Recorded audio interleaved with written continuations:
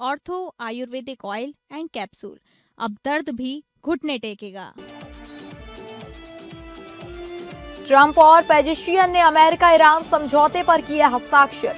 111 दिन के बाद शांति बहाल। पहले ट्रंप फिर पेजिशियन ने समझौते पर साइन किए। हॉर्मुज खोलने को भी मिली मंजूरी। G7 समिट में मोदी ट्रंप की द्विपक्षीय वार्ता। मोदी ने कहा भारतीय नाविकों की सुरक्षा बहुत जरूरी। ट्रंप ने भारत पर हमले की स्थिति में मदद का किया वादा।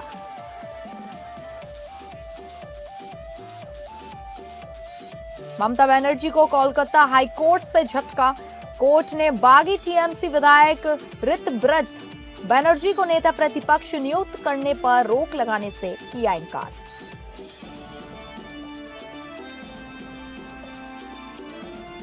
नमस्कार, आप सभी का बहुत स्वागत है टॉप अपडेट्स में। मैं हूं आपके साथ अंकिता सिंह। शुरुआत करेंगे टॉप अपडेट्स की। अमेरिका और ईरान के बीच महीनों से जारी तनाव और संघर्ष के बाद आखिरकार शांति समझौता हो गया है। अमेरिकी राष्ट्रपति डोनाल्ड ट्रंप और ईरानी राष्ट्रपति मसूद पेजिशकियान ने समझौता ज्ञापन पर हस्ताक्षर कर युद्ध समाप्ति का ऐलान किया है। भारतीय समय अनुसार गुरुवार सुबह इस समझौते के लागू होने के साथ ही दोनों देशों के बीच टकराव खत्म होने की दिशा में बड़ा कदम माना जा रहा है। समझौते में ईरान के साथ साथ लेबनान में भी संघर्ष समाप्त करने की बात कही गई है। इसके अलावा हॉर्मुज जल जमरू मध्य को फिर से खोलने और अमेरिकी नौसैनिक नाकेबंदी हटाने का निर्णय लिया गया है। राष्ट्रपति ट्रंप ने चेतावनी दी, यदि ईरान समझौते की शर्तों का उल्लंघन करता है तो अमेरिका कड़ी कार्रवाई करेगा और उसे परमाणु हथियार हासिल नहीं करने देगा। वहीं अमेरिकी उपराष्ट्रपति जेडी वेंस ने $300 अरब के पैकेज की खबरों को भ्रामक बताया और कहा कि अमेरिका कोई वित्तीय सहायता नहीं देगा। पाकिस्तान और कतर 19 जून को स्विट्जरलैंड में इस समझौते को लेकर एक आधिकारिक समारोह आयोजित करेंगे, जहां दोनों पक्षों के बीच तकनीकी स्तर की बातचीत भी शुरू होगी। G7 शिखर सम्मेलन के दौरान फ्रांस के एवियन में प्रधानमंत्री मोदी और अमेरिकी राष्ट्रपति ट्रंप के बीच अहम द्विपक्षीय बैठक हुई, जिसमें पश्चिम एशिया की स्थिति, समुद्री सुरक्षा और व्यापारिक सहयोग समेत कई मुद्दों पर चर्चा की गई। प्रधानमंत्री मोदी ने हॉर्मुज जल जमरू मध्य में भारतीय नाविकों और समुद्री मार्गों की सुरक्षा को भारत की प्रमुख चिंता बताया।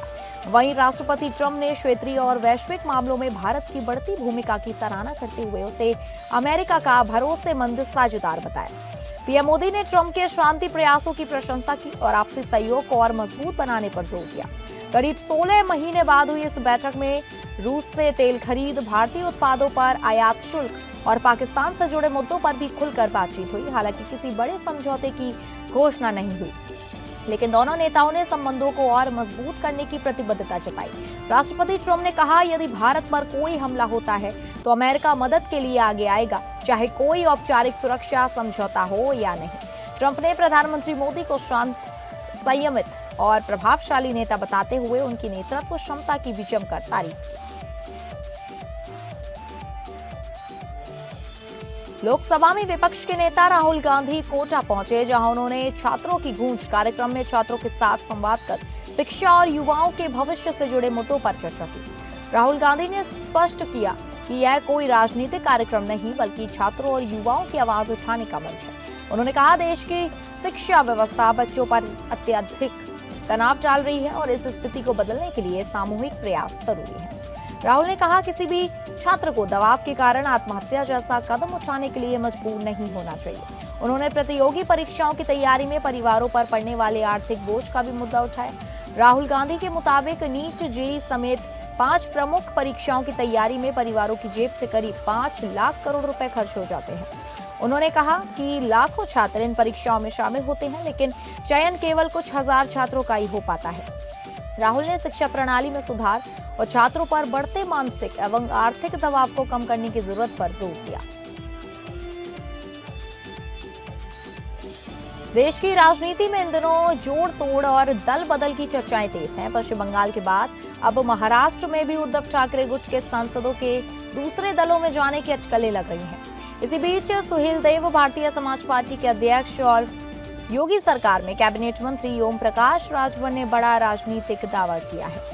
सोशल मीडिया के जरिए उन्होंने कहा कि पूरी समाजवादी पार्टी भारतीय जनता पार्टी में शामिल होना चाहती है। राजभर के मुताबिक सपा नेता राम गोपाल यादव ने इस संबंध में अमित शाह को पत्र भी लिखा है, जिसमें नेताओं की एक सूची शामिल है। उन्होंने दावा किया कि समाजवादी पार्टी में जल्द ही बड़ी टूट देखने को मिल सकती है। राजभर ने सपा नेतृत्व पर निशाना साधते हुए कहा कि जांच एजेंसियों को शिकंजा कसने से पार्टी नेताओं की बेचैनी बढ़ती जा रही है। उन्होंने खनन घोटाले और गोमती रिवर फ्रंट परियोजनाओं से जुड़े मामलों का जिक्र करते हुए कहा कि प्रदेश की जनता इन मामलों से जुड़े नामों को भली भांति जानती है। कोलकाता हाईकोर्ट ने पश्चिम बंगाल विधानसभा अध्यक्ष रथिंद्र बोस के टीएमसी से निष्कासित विधायक ऋतव्रत बनर्जी को सदन में नेता प्रतिपक्ष मान्यता देने के फैसले के खिलाफ कोई अंतरिम आदेश देने से इनकार कर दिया है। न्यायमूर्ति कृष्णा राव ममता बनर्जी समर्थक टीएमसी नेता शोभन देव चट्टोपाध्याय की याचिका पर सुनवाई कर रहे थे। कोर्ट ने कहा याचिकाकर्ता के पक्ष में प्रथम दृष्टया मामला नहीं बनता और अंतरिम राहत देने से मना कर दिया। यह फैसला ऐसे समय आया जब विधानसभा चुनाव में हार के बाद टीएमसी आंतरिक मतभेद झेल रही है। कोर्ट ने प्रतिवादियों को 3 हफ्ते के अंदर याचिका पर जवाब दाखिल करने को कहा और मामले की सुनवाई 28 जुलाई को तय की है। 4 मई को पश्चिम बंगाल विधानसभा चुनाव के नतीजे आने के बाद 6 मई को टीएमसी विधायकों की बैठक हुई थी। इस बैठक में शोभन देव चट्टोपाध्याय को टीएमसी ने नेता प्रतिपक्ष नामित किया और बाद में यह फैसला स्पीकर कार्यालय को भेजा गया। हालांकि स्पीकर ने विधायक दल की बैठक का प्रस्ताव और कार्यव्रत मांगा। इसके बाद पार्टी ने 19 मई को फिर बैठक की और प्रस्ताव व उपस्थिति पत्र स्पीकर को भेज दिया। समाजवादी पार्टी के पूर्व प्रदेश अध्यक्ष और फतेहपुर से सांसद नरेश उत्तम पटेल ने भाजपा सरकारों पर जमकर निशाना साधा। उन्होंने आरोप लगाया कि सत्ताधारी भाजपा देश की सामाजिक समरसता को बिगाड़ने का काम कर रही है और तरह तरह के बयान देकर समाज का माहौल खराब किया जा रहा है। नरेश ने कहा कि मौजूदा सरकार महंगाई और बेरोजगारी पर नियंत्रण पाने में पूरी तरह विफल रही है। उन्होंने किसानों की फसलों की लूट और मजदूरों को उचित मजदूरी न मिलने का भी आरोप लगाया। सपा सांसद का कहना है कि भाजपा सरकारों के कार्यकाल में हर वर्ग परेशान है और जनता का ध्यान भटकाने के लिए विभिन्न हथकंडे अपनाए जा रहे हैं। उन्होंने 2024 के लोकसभा चुनाव में जनता द्वारा सपा सांसदों को जिताकर भेजने के लिए आभार जताया और 2027 विधानसभा चुनाव में गठबंधन की जीत का दावा किया। अयोध्या मुद्दे पर उन्होंने कहा कि पार्टी अध्यक्ष अखिलेश यादव पहले भी अपने पक्ष स्पष्ट कर चुके हैं। साथ ही उन्होंने कार्यकर्ताओं से प्रयागराज, झांसी स्नातक एमएलसी चुनाव की तैयारी में जुटने का आह्वान करते हुए डॉक्टर मान सिंह यादव की उम्मीदवारी को लेकर समर्थन मांगा। समाजवादी पार्टी ने बढ़ते अपराध, महिला उत्पीड़न, महंगाई और पेपर लीक जैसे मुद्दों को लेकर जिला कार्यालय पर जोरदार प्रदर्शन किया। इस प्रदर्शन में युवजन सभा, लोहिया वाहिनी और महिला सभा के पदाधिकारी व कार्यकर्ता बड़ी संख्या में शामिल हुए। पार्टी के महानगर अध्यक्ष आर.के. चौधरी और जूही सिंह समेत कई वरिष्ठ नेता भी मौके पर मौजूद रहे। प्रदर्शनकारियों ने सरकार के खिलाफ नारेबाजी करते हुए विभिन्न जन समस्याओं को उठाया। सपा नेताओं का कहना है कि प्रदेश में अपराध और महिलाओं के खिलाफ घटनाएं लगातार बढ़ रही हैं, जबकि महंगाई और पेपर लीक से आम जनता और युवाओं को परेशानी का सामना करना पड़ रहा है। प्रदर्शन के बाद पार्टी नेताओं ने जिलाधिकारी को ज्ञापन सौंपकर कार्रवाई की मांग करने की बात कही। वहीं प्रदर्शन को देखते हुए जिला कार्यालय और आसपास के क्षेत्रों में भारी संख्या में पुलिस बल तैनात किया गया। पूरे कार्यक्रम के दौरान सुरक्षा व्यवस्था कड़ी रखी गई। मथुरा के टेंटी गांव पहुंचे केंद्रीय मंत्री जयंत चौधरी ने मातेश्वरी अहिल्याबाई जयंती महासम्मेलन में शिरकत की और एक पेड़ मां के नाम अभियान के तहत आम का पौधा लगाया। इस दौरान उन्होंने केंद्र सरकार के 12 सालों की उपलब्धियों को जनता के सामने रखा। किसानों की खाद और बिजली संबंधी समस्याओं पर उन्होंने कहा कि सरकार लगातार किसानों के उत्थान के लिए काम कर रही है। राम मंदिर दान चोरी के मुद्दे पर जयंत चौधरी ने कहा कि मामले में कार्रवाई जारी है और जल्द ही दूध का दूध और पानी का पानी हो जाएगा। वहीं श्री कृष्ण जन्मभूमि ट्रस्ट के चंदे को लेकर लगे आरोपों पर उन्होंने पारदर्शिता की आवश्यकता बताई। आगामी 2027 विधानसभा चुनाव को लेकर जयंत चौधरी ने दावा किया कि भाजपा और सहयोगी दलों के बीच बेहतर तालमेल और जीत सुनिश्चित दिखाई दे रही है।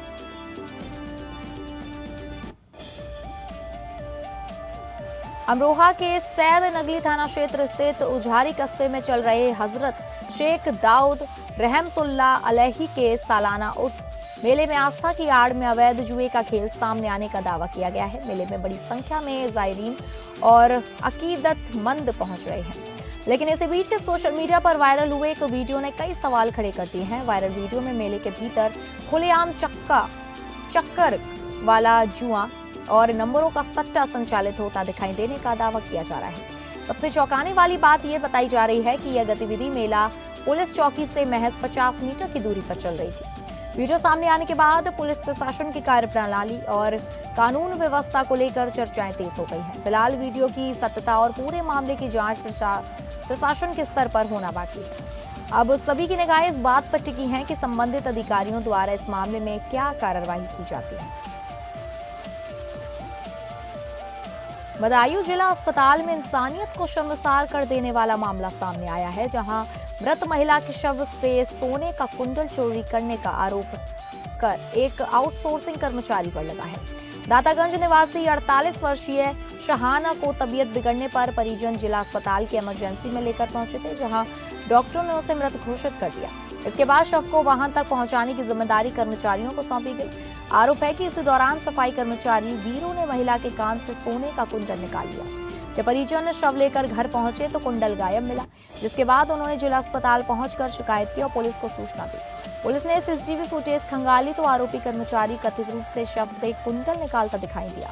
कार्रवाई करते हुए पुलिस ने आरोपी को गिरफ्तार कर लिया है और मामले की जांच भी शुरू कर दी है। वहीं मृतका के परिजन उमर अंसारी ने थाने में तहरीर देकर सख्त कार्रवाई की मांग की है।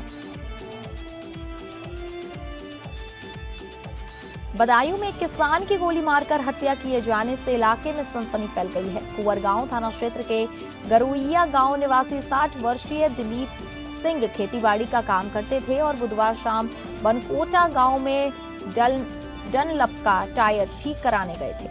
बताया जा रहा है कि शाम करीब 6:15 पर थाना वजीरगंज थाना के वनकोटा गांव के पास पहले से घात लगाए बैठे अज्ञात बदमाशों ने बाइक सवार दिलीप सिंह को निशाना बनाते हुए गोली मार दी। घटना के बाद मौके पर अफरा तफरी मच गई और घायल किसान को पुलिस जिला अस्पताल लेकर पहुंची, जहां डॉक्टरों ने उसे मृत घोषित कर दिया। पुलिस ने शव को कब्जे में लेकर पोस्टमार्टम के लिए जिला अस्पताल की मॉर्चरी में रखवा दिया गया है। फिलहाल पुलिस हत्या के कारणों और आरोपियों की तलाश में जुटी है तथा पूरे मामले की गहन जांच जारी है।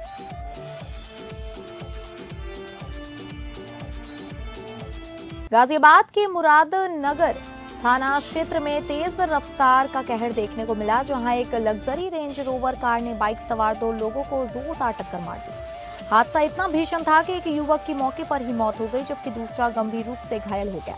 घटना के बाद इलाके में अफरा तफरी का माहौल बन गया है और स्थानीय लोगों की भीड़ मौके पर जुट गई। सूचना मिलते ही पुलिस घटनास्थल पर पहुंची और घायल को तत्काल अस्पताल भिजवाया। डॉक्टरों के अनुसार घायल की हालत बेहद नाजुक बनी हुई है और उसे आईसीयू में भर्ती कर इलाज किया जा रहा है।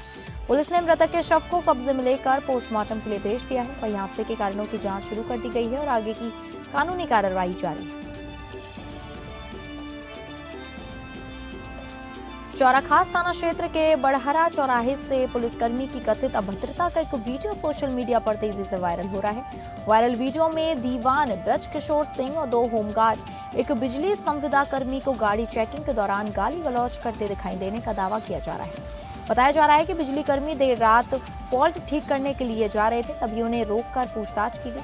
आरोप है कि इस दौरान दीवान ने अभद्र भाषा का प्रयोग किया और कैमरे पर खबर चलवाने तथा बिगाड़ लेने तक की चुनौती दी। वीडियो सामने आने के बाद पुलिस विभाग की कार्यशैली पर सवाल उठने लगे हैं। मामला सोशल मीडिया पर चर्चा का विषय बना हुआ है और लोगों में नाराजगी देखी जा रही है। फिलहाल वीडियो की सत्यता और पूरे घटनाक्रम की जांच की मांग उठ रही है। अब सभी की नजरें प्रशासन की कार्यवाही पर टिकी हुई है।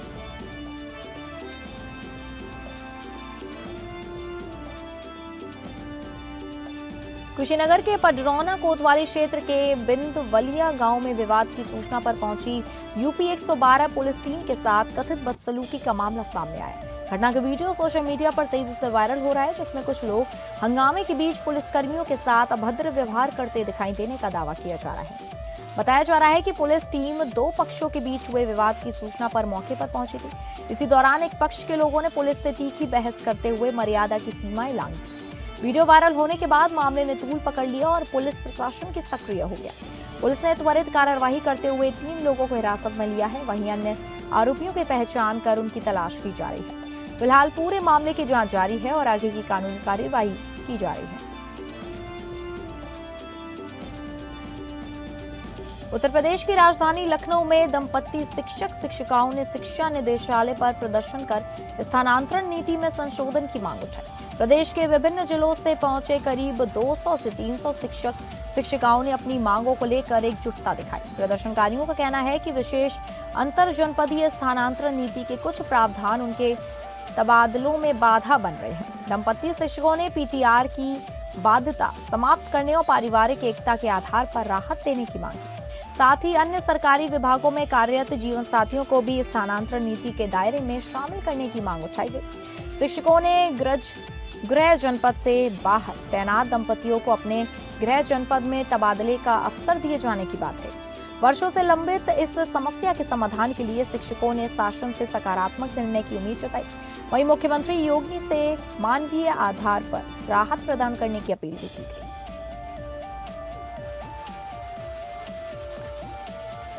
मथुरा के फरे थाना क्षेत्र स्थित नगला सोनपाल गांव में मामूली बात को लेकर दो पक्षों के बीच हुआ विवाद देखते ही देखते हिंसक झड़प में बदल गया।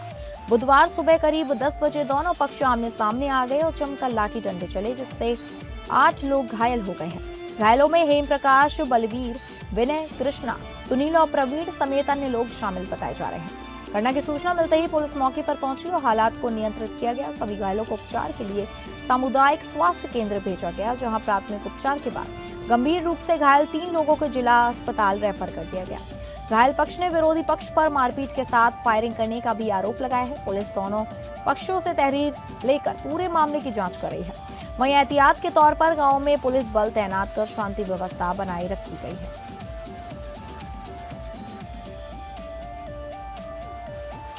मुहाना थाना क्षेत्र की ककरहवा चौकी अंतर्गत ग्राम पंचायत दूल्हा सोमाली टोला पिपर हवा में 22 वर्षीय युवक की हत्या से सनसनी फैल गई। बताया जा रहा है कि मुकेश बीती रात करीब 11 बजे अपने कमरे में सोने गया था, लेकिन सुबह उसका शव खून से लथपथ हालत में मिला।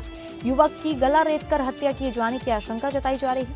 घटना का पता चलते ही मां की चीख पुकार सुनकर परिवार और आसपास के लोग मौके पर जुट गए और पुलिस को सूचना दे दी गई। सूचना मिलते ही पुलिस घटनास्थल पर पहुंची और शव को कब्जे में लेकर पोस्टमार्टम के लिए भेज दिया।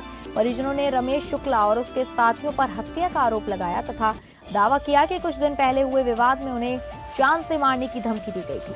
पुलिस ने आरोपियों को हिरासत में लेकर पूछताछ शुरू कर दी है। फिलहाल पूरे मामले की गहन जांच जारी है और हत्या के कारणों का पता लगाया जा रहा है।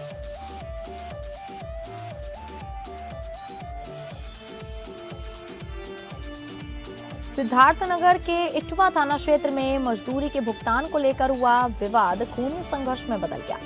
मस्जिदया रोड पर कहासुनी के बाद एक मजदूर ने चाकू से हमला कर दिया, जिसमें राजेश सोनी, उसके पुत्र रवि सोनी और शनि गंभीर रूप से घायल हो गए। बताया जा रहा है कि आरोपी ने गुस्से में ताबड़तोड़ चाकू से वार किए, जिसमें 3 लोग लहूलुहान होकर जमीन पर गिर पड़े। घटना के बाद मौके पर अफरा तफरी मच गई और स्थानीय लोगों ने आरोपी को पकड़कर पाइप से बांध दिया। सूचना मिलने पर पुलिस मौके पर पहुंची और आरोपी को हिरासत में ले लिया। घायलों को पहले सामुदायिक स्वास्थ्य केंद्र इटवा ले जाया गया, जहां से उनकी गंभीर हालत को देखते हुए मेडिकल कॉलेज सिद्धार्थनगर रेफर कर दिया गया। वहीं इस दौरान आरोपी युवक भी घायल हो गया है, जिसका उपचार कर उसे भी मेडिकल कॉलेज भेज दिया गया है। पुलिस पूरे मामले की गहन जांच में जुटी है, जबकि घटना के बाद इलाके में तनाव का माहौल बना हुआ है।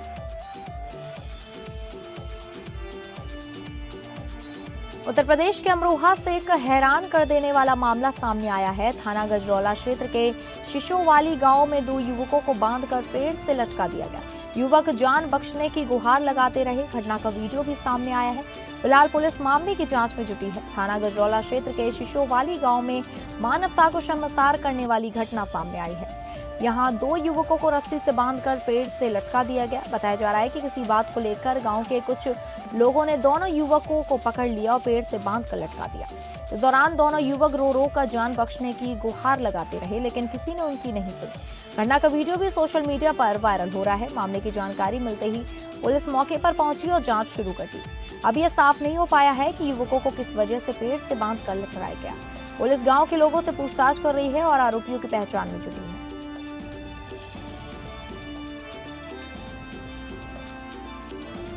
वृंदावन के प्रसिद्ध बांके बिहारी मंदिर में तैनात निजी सुरक्षा कर्मियों पर श्रद्धालुओं के साथ कथित मनमानी, वसूली और बदसलूकी के गंभीर आरोप सामने आए हैं। आरोप है कि मंदिर में दर्शन के लिए आने वाले भक्तों को बिना पैसे दिए सुगम प्रवेश नहीं मिल पा रहा है और मनमाने तरीके से दर्शन व्यवस्था संचालित की जा रही है। श्रद्धालुओं का कहना है कि निजी सुरक्षा कर्मियों का व्यवहार कई बार अभद्र होता है और विरोध करने पर मारपीट तक की नौबत आ जाती है।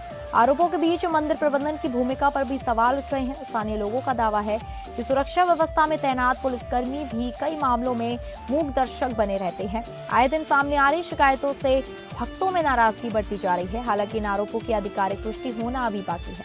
अब श्रद्धालु मंदिर प्रशासन और संबंधित अधिकारियों से व्यवस्था में सुधार तथा उचित कार्रवाई की मांग कर रहे हैं।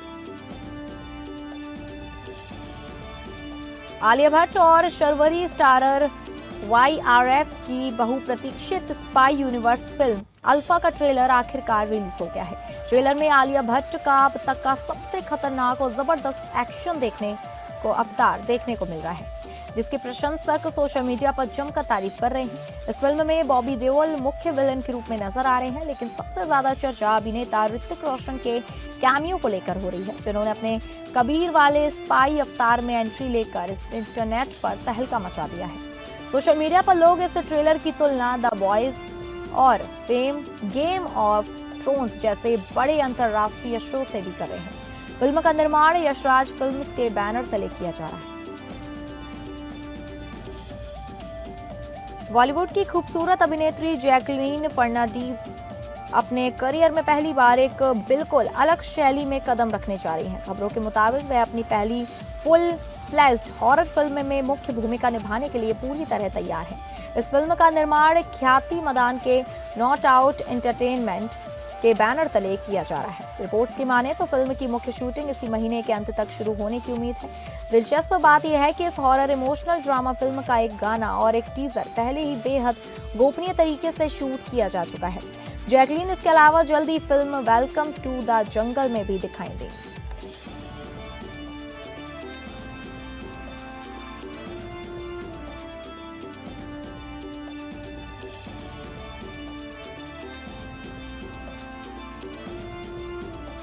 तो फिलहाल इस टॉप अपडेट्स में बस इतना ही। तो आपको सीधे लिए चलते हैं कानपुर, जहां मुख्यमंत्री योगी क्या कुछ कह रहे हैं।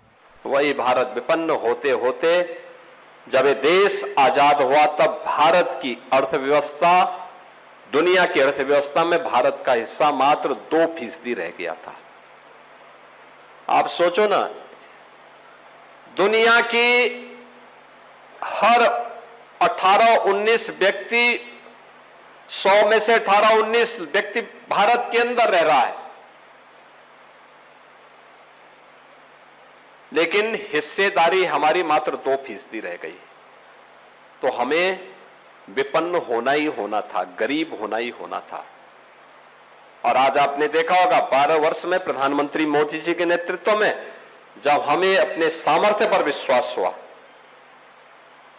अपने लोगों पर, अपने अन्नदाता किसानों पर विश्वास हुआ, अपने युवाओं की शक्ति पर विश्वास हुआ, नारी गरिमा और उसकी शक्ति पर विश्वास हुआ, अपने व्यापारियों पर विश्वास हुआ, वही भारत आज दौड़ता हुआ दिखाई दे रहा है, समृद्धि की नई ऊंचाइयों को प्राप्त कर रहा है।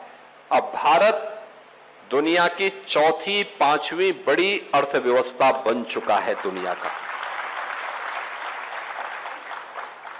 अब भारत बीमारू नहीं है, विकसित बनने की दिशा में तेजी के साथ दौड़ने वाला भारत है।